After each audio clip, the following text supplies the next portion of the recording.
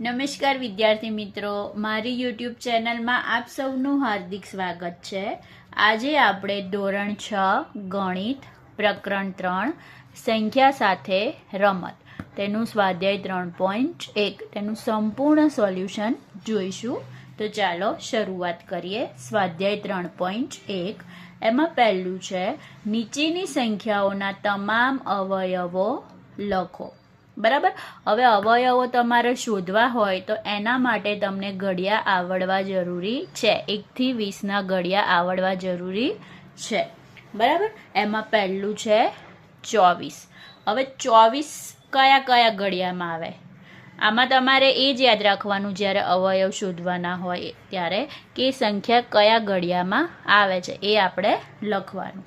તો અહીંયા આપણે લખીએ। પહેલાં તો 24 એકુ 24 થાય। બરાબર। ત્યારબાદ થાય 12 દુ 24। બરાબર। ત્યારબાદ થાય 6 ચોક 24। ત્યારબાદ થાય 8 તરી 24। બરાબર। આટલા ઘડિયામાં આવે 24। તો હવે આપણે લખીશું 24 અવયવો બરાબર। તો જો 1 2 ક્રમમાં લખીશું આપણે। બરાબર। ત્યારબાદ છે 3 4 6 8 12 અને 24। બરાબર। આટલા અવયવ થયા। હવે 15 જોઈએ। તો 15 કયા ઘડિયામાં આવે છે? તો આવશે એક તો આવશે 15 એકુ 15। બરાબર। ને બીજું આવશે 5 તરી 15। 3 પંચા 15 પણ આવે પણ એ આવી ગયું છે। બરાબર। તો 15 અવયવો કેટલા આવ્યા?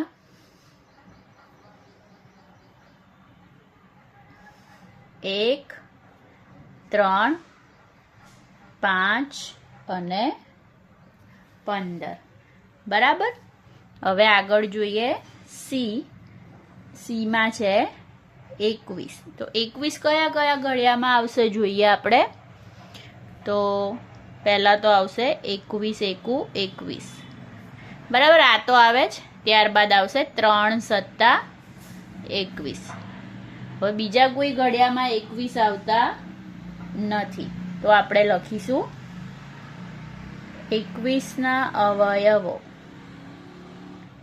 તો કેટલા આવ્યા? 1 3 7 અને 21। ત્યારબાદ છે ડીમાં છે 27। બરોબર। તો 27 કયા કયા ઘડિયામાં આવશે? તો જોઈએ આપણે। પહેલા તો આવશે 27 એકુ 27। ત્યારબાદ આવશે 9 તરી 27 અથવા 3 9 27 બંને રીતે લખાય।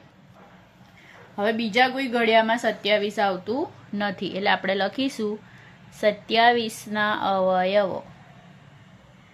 કેટલા આવ્યા? 1 3 9 અને 27। આગળ જોઈએ ઈમાં છે 12। તો 12 કયા કયા ઘડિયામાં આવશે? તો 12 એકુ 12। 6 દુ 12। 4 તરી 12। ઓકે। આટલા ઘડિયામાં આવશે। હવે આપણે લખીએ 12 અવયવો। તો 12 અવયવો થયા 1 2 3 4 6 અને 12। ઓકે। હવે એફ જોઈએ। એફમાં છે 20। તો 20 કયા કયા ઘડિયામાં આવશે? તો 20 એકુ 20। 10 દુ 20। 5 ચોક 20। બરાબર। તો લખીએ 20 અવયવો। 1 2 4 5 10 અને 20 આટલા થશે। હવે જી છે 18, તો 18 કયા કયા ઘડિયામાં આવશે? 18 એકુ 18, 9 દુ 18, 6 તરી 18. બરાબર. તો 18 ના અવયવો કેટલા આવશે? 1, 2, 3, 6, 9 અને 12. જે વિદ્યાર્થી મિત્રોને હજી સુધી ઘડિયા પાકા ન થયા હોય તો કરી લેવા. બરાબર. હવે આના પછી તો બહુ જરૂર પડશે. હવે આવે છે એચ. એચમાં છે 23. તો 23 એ અવિભાજ્ય સંખ્યા છે. અવિભાજ્ય સંખ્યા એટલે કેવી કે જેના ફક્ત 2 જ અવયવ હોય. એક તો સંખ્યા પોતે અને એક, એને કહેવાય અવિભાજ્ય સંખ્યા. બરાબર. તો 23 તો એક જ ઘડિયામાં આવે છે. 23 એકુ 23. ઓકે. તો 23 ના અવયવો થયા 23 અને 1. ઓકે. હવે આઈ જોઈએ. આઈમાં છે 36. 36 ના ઘણા બધા અવયવ થશે, તો આપણે જોઈએ. પહેલા તો આપણે લખીએ 36 એકુ 36, ત્યારબાદ 18 દુ 36, ત્યારબાદ 12 તરી 36, ત્યારબાદ 9 ચોક 36, છાએ છાએ 36. બરાબર. તો આપણે લખીશું, અહીં જ લખી દઈએ. હવે છે નહીં એટલા માટે. બરાબર. હવે પતી ગયા દાખલા. પ્રશ્ન 1ના 36 ના અવયવો કેટલા થયા? તો 1, 2, 3, 4, 6. 6 બે વાર છે તો આપણે એક જ વાર લખીશું. 6, 9, 12, 18 અને 36. બરાબર. હવે ક્વેશ્ચન 2 જોઈએ. ક્વેશ્ચન 2 છે પ્રથમ 5 અવયવી લખો. આ તો બહુ જ ઇઝી છે. 5 અવયવી કીધા છે એટલે તમને જે સંખ્યા કીધી હોય એનો ઘડિયો 5 સુધી બોલવાનો. તો અહીંયા પહેલી સંખ્યા કઈ કીધી છે આપણને? 5. તો આપણે 5 નો ઘડિયો 5 સુધી લખવાનો. જોઈએ અહીંયા પહેલા તો આવશે 5 એકુ 5, 5 દુ 10, 5 તરી 15, 5 ચોક 20, પાએ પાએ 25. બરાબર. તો 5 ના પ્રથમ 5 અવયવી કયા કયા થયા? તો જો 5, 10, 15, 20 અને 25. ઓકે. આ 5 ના પ્રથમ 5 અવયવી થયા. એમાં બી છે 8. તો 8 નો ઘડિયો 5 સુધી લખવાનો આપણે. બરાબર. 8 એકુ 8, 8 દુ 16, 8 તરી 24, 8 ચોક 32, 8 પંચા 40. તો 8 ના પ્રથમ 5 અવયવી કયા કયા થયા લખીએ.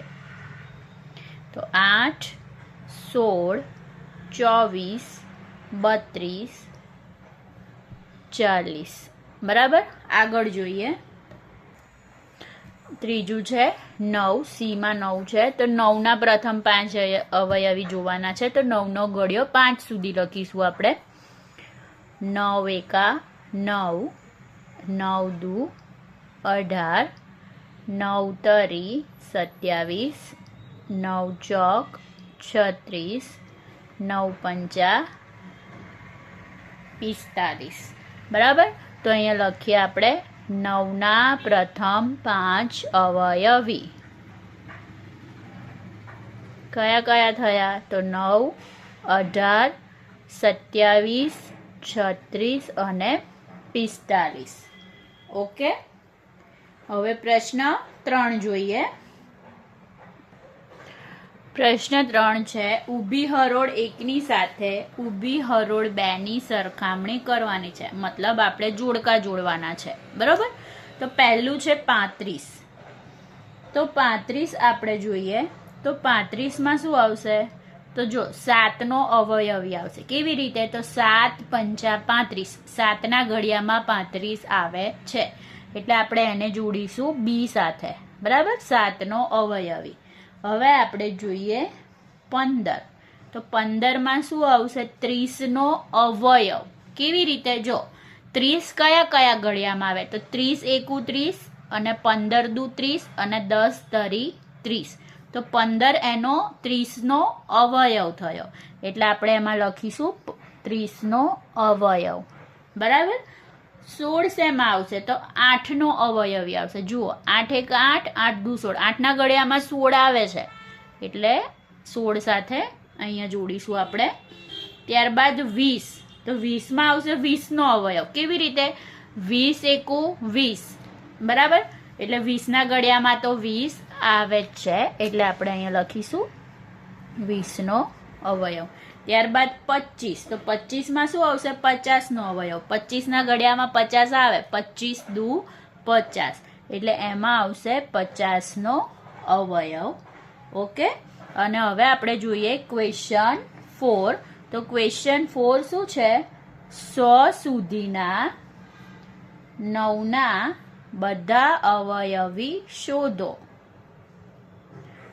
તો એના માટે 9ના અવયવી શોધવાના છે આપણે. શેના શોધવાના છે? 9ના. તો એના માટે આપણે 9નો ઘડિયો 100 સુધી લખવો પડશે, મતલબ 100 અથવા 100ની પહેલા સુધી, બરાબર? તો આપણે સ્ટાર્ટ કરીએ 9નો ઘડિયો લખવાનું.